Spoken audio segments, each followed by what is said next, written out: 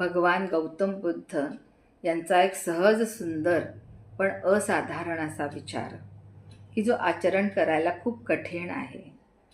ते म्हणतात, राग आणि क्रोध ही एक मूर्खता आहे, पण ही टाळली पाहिजे प्रत्येक मनुष्याने आणि ही खरोखर एक अवघड बाब आहे.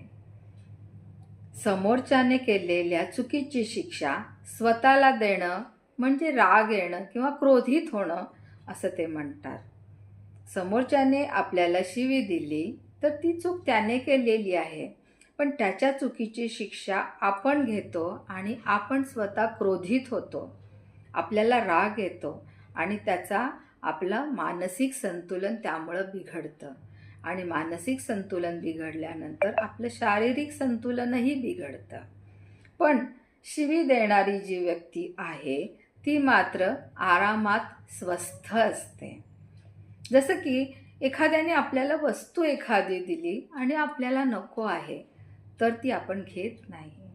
तसंच त्याने आपल्याला शिवी दिली पण आपण ती घेतली नाही. आपण घेतली नाही तर ती त्याच्याकडेच परत जाईल.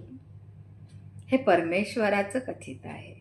त्यामुळं जितका राग आणि क्रोध टाळता येईल तितका टाळा आणि स्वतःचं मन आणि शरीर हे जपा.